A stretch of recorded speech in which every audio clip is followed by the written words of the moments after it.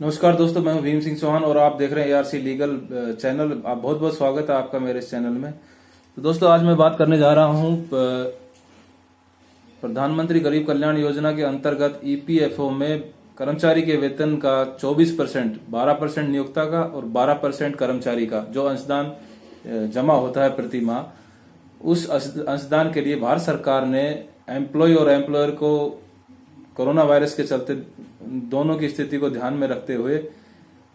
कि किसी कर्मचारी को जॉब से वंचित ना होना पड़े और एम्प्लॉयर पर भी ज्यादा कोई भार ना पड़े, इस वजह से प्रधानमंत्री गरीब कल्याण योजना के अंतर्गत एक स्कीम 3 महीने के लिए लाई गई, मार्च, अप्रैल और मई 2020 के लिए, जिसमें ये कंडीशन निर्धारित की गई कि जिस किसी भी संस्थान में 100 से कम कर्मचारी कार्यरत हैं और 90% कर्मचारियों का वेतन 15,000 उससे कम है, ऐसे कर्मचारी इस योजना के अंतर्गत बेनिफिट उठाने के लिए पात्र होंगे। तो दोस्तों, इस योजना के बारे में मुझसे कई कर्मचारी पूछते हैं कि इस बार तो मार्च के महीने में, अप्रैल महीने में हमारा PF नहीं कटेगा या अंशदान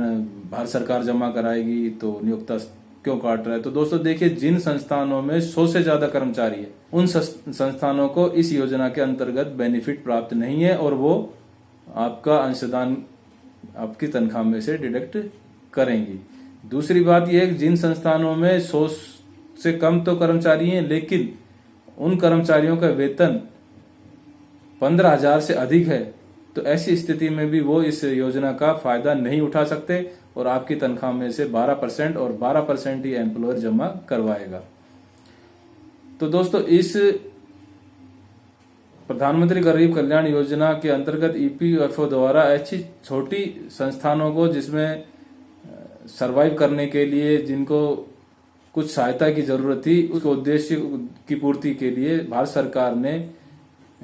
ये छूट दी है और इसमें बहुत से कर्मचारियों को और बहुत से नियोक्ताओं को राहत भी मिलेगी। तो दोस्तों, इस योजना में एम्प्लॉय की पात्रता है उसका वेतन 15,000 से कम हो और उसका आधार UN से सीडेड हो और उसका जो EPF डिडक्शन है अमाउंट जो 12%, उसकी वेजेस का 12%, अगर 12% से ज्यादा, जैसे उदाहरण के लिए मान लीजिए किसी कर्मचारी का वेतन 10,000 रुपए प्रति माह है और उसका 12% बन रहा है 1,200 रुपए, और यदि ECR में 1,210 रुपए का अमाउंट ज्यादा डिडक्शन जा रहा है, तो सिस्टम ऑटोमेटिकली उस बेनिफिट से उस कर्मचारी को वंचित कर देगा। तो दोस्तों, मैं आपको बता दूं, जब भी एम्प्लॉयर ECR सबमिट करे, प्रत्येक मंथ की सिंगल ECR पर ही यह बेनिफिट उपलब्ध है। यदि डबल ECR एम्प्लॉयर सबमिट करता है तो दोबारा इस स्कीम का बेनिफिट नहीं मिलेगा। और दोस्तों, मैं उन एम्प्लॉयर्स को भी एक नई जानकारी देने जा रहा हूं, जिन्होंने मार्च 2020 का ECR अपलोड कर दी थी 15 तारीख से पहले और दिनांक 15/4/2020 को चालान एक्सटेंड करने की डेट 15/5/2020 की घोषणा नोटिफिकेशन के द्वारा EPFO ने जारी की थी, लेकिन उससे पहले बहुत से नियोक्ता ECR ऑलरेडी सबमिट कर चुके थे और उनको मार्च का बेनिफिट नहीं मिला था। तो अब EPFO ने दोबारा से मार्च का बेनिफिट देने के लिए पोर्टल पर नया अपडेट जारी किया है, जिसके तहत उस बेनिफिट को रिम्बर्स किया जा सकता है। तो दोस्तों, जब हम एम्प्लॉयर पोर्टल पर लॉगिन करते हैं तो इस प्रकार का एक डिक्लेरेशन एम्प्लॉय को कंटिन्यू करना पड़ता है। इसको यहाँ क्लिक करके और कंटिन्यू करने के बाद इस तरह का पोर्टल एम्प्लॉयर का आपके सामने आ जाता है स्क्रीन पर, जिस पर यहाँ पे लेफ्ट साइड में एक न्यू ऑप्शन आता है जिसमें PMGKY reimbursement bank account registration is available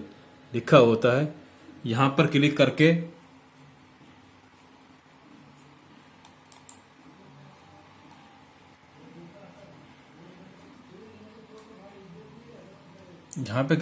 इस तरह से जो ये डिटेल मांगी जाती है, इनको फिल करके रिम्बर्समेंट वापस मार्च माह का मिलना संभव है।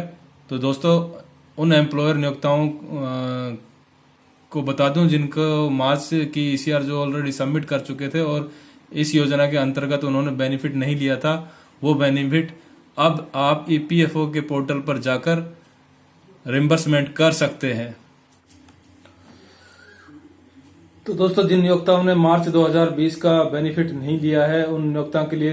ईपीएफओ द्वारा ऑप्शन जारी कर दिया गया है और आप सबसे अनुरोध है जो इससे वंचित रहे हैं वो इसका बेनिफिट लीजिए, अपने अकाउंट की डिटेल उसमें फिलअप करके और रिम्बर्समेंट प्राप्त कीजिए और कर्मचारियों का जो आपने डिडक्ट किया है उसको उस कर्मचारी को वापस लौटाइए। तो इसी के साथ धन्यवाद दोस्तों। आगे कोई इस पर जानकारी आएगी तो मैं जरूर आपके सामने लेकर उपस्थित होऊंगा। बहुत बहुत धन्यवाद। जय हिंद।